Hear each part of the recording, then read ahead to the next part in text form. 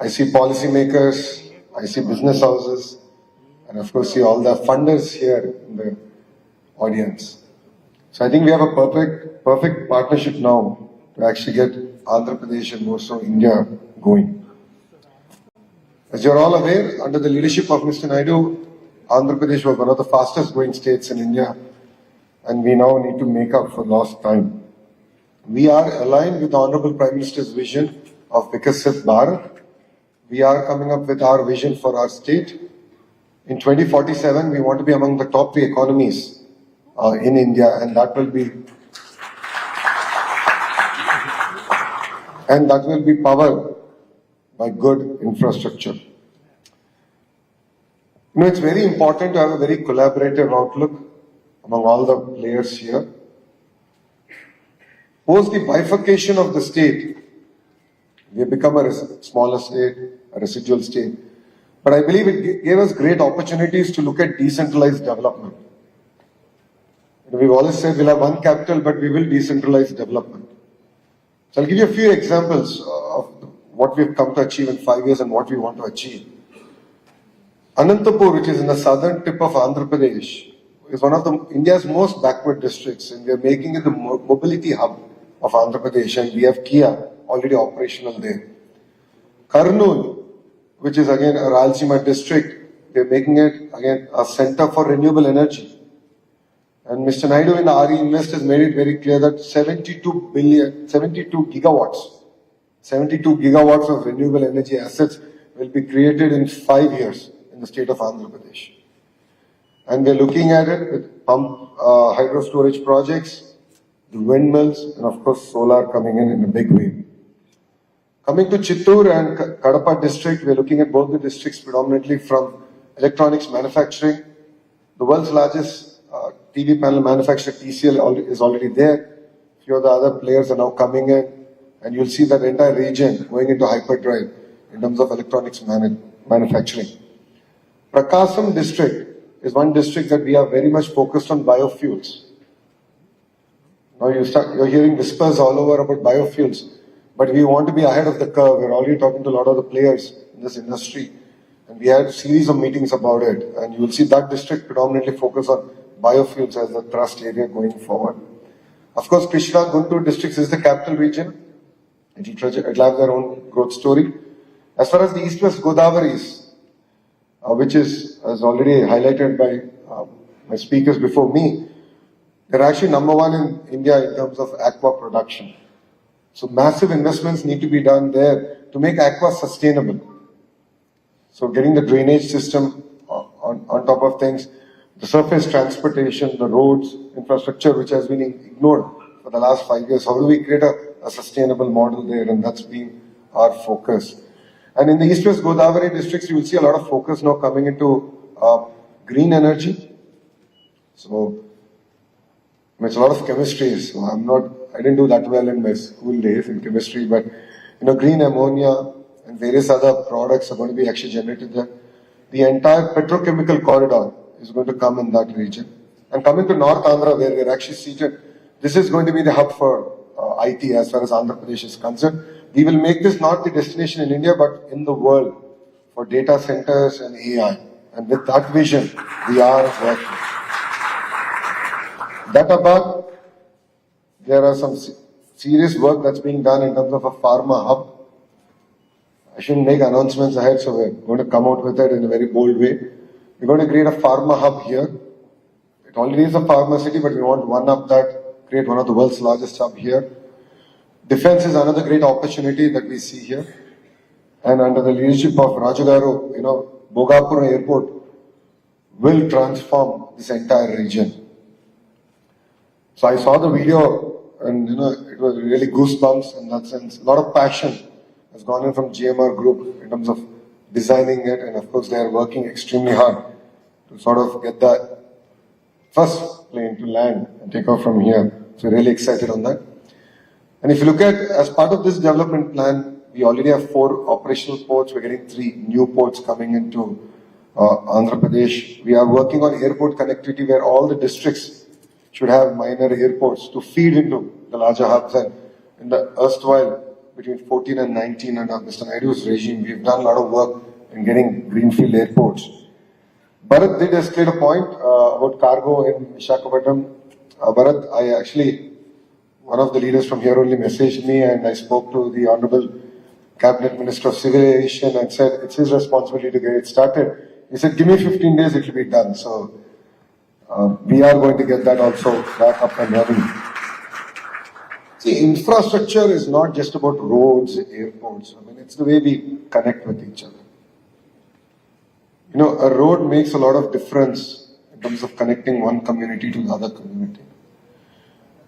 All of you here have the power of figuring out how cities should grow, how cities should interact, how can we create equitable distribution of wealth. As all of you know, Mr. Naidu is never governed by pressure groups. He is always governed by the interests of the people. And one example of this is the Hyderabad airport. You know, under the leadership, of course, of GMR Garu. Though they won their tender, and this is very interesting, I don't know how many of you know this, Hyderabad airport was the first airport of GMR Group, and they won the tender in a very competitive bid process. But Mr. Naidu refused to award it to GMR Garu. And the reason he said that you don't have the experience. I'm genuinely worried because I look at Hyderabad airport to, like our Dubai airport has transformed Dubai. Hyderabad airport has to transform Hyderabad. So after winning the bid, GMR Garu had to work doubly hard to win the hearts of Mr. Naidu. And look at Hyderabad airport today. I mean, they are set for the next 60, 70 years. They don't need to look at next acre of land. And that's the kind of vision with which, you know, your government is working here in the state of Andhra Pradesh. You know, we see in other states where already major cities are talking about second airport, third airport. And those airports were built about the time of Hyderabad airport, and one city built it after Hyderabad airport or modernized it, if I can say. But now they're talking about second airport. So we end up spending a lot more money, and connectivity is leading to nowhere. So I would urge all of you to look at it from this perspective, where how do we bring people together, how do we take a city forward, how do we take the nation forward. I always keep saying, you know, as a country, we end up building infrastructure for yesterday. Like I truly believe that, you know, Visakhapatnam needed an airport good 10 years back. We're actually late. And as Bharat said, we are working on the connectivity. That was my question to Bharat. From the airport to the hotel, in the hotel, almost 15 minutes I was talking purely about connectivity. Because I know GMR will deliver on the airport. We have to connect it. And we're really committed to that. And it's important for all of us who are seated here to think about what is the infrastructure that India needs tomorrow and build it today. Because as all of you know, the cost of projects are going to double every 4 or 5 years. There's a debate about Visakhapatnam Metro, and I clearly stated that we have to build it today and not 5 years from now, because the cost is only going to double. It's as simple as that. So it's very important that as a nation, and all the thought leaders here lead this discussion and definitely work on building infrastructure for tomorrow and not for today or yesterday. Saying that Visakhapatnam is going to be our economic capital, we are working on a project to create $1 trillion economy in one greater Visakhapatnam region. As a state, as a government, as our leader is very committed to Visakhapatnam and its growth plan. You will see a lot of money coming into the infrastructure here. I empathize with the entire freight corridor that we need to build. Because I did a Padayatra, I walked through Visakhapatnam, and I still remember this was the only city where my collar got black at the end of the day. And I remember thinking to Bharat about this very closely. So we need a dedicated freight corridor, and that's something that we're committed to and working on here in Visakhapatnam. The Vizag-Chennai Industrial Corridor is already up and running. A lot of work was done in the previous third term of Mr. Naidu as Chief Minister. We intend to finish it, attract investments to the nodes, and create an economic transformation here in Visakhapatnam. You know, ease of doing business is of the past.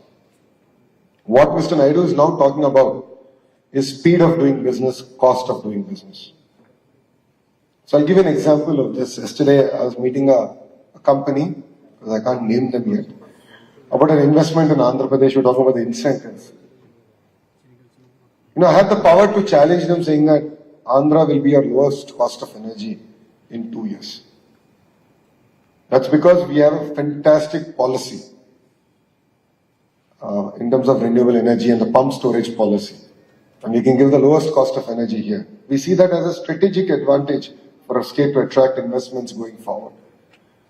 Like this, we want to come up with unique propositions that will make our state competitive and will enable all the entrepreneurs here not only to survive but thrive. That's the first part. The second part is the speed of doing business. This is something that Mr. Naidu has coined, and that's why the real-time governance minister. So, I have 3 portfolios. First is human resource development, second is IT electronics, third is real-time governance.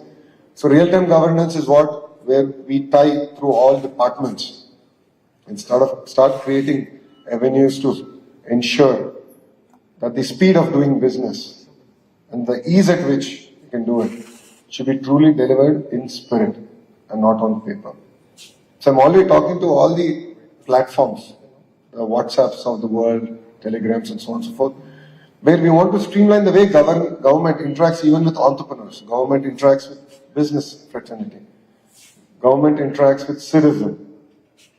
So we're going to transform the way, and we believe it will be first of its kind in the nation, and we're going to launch it in the next 100 days.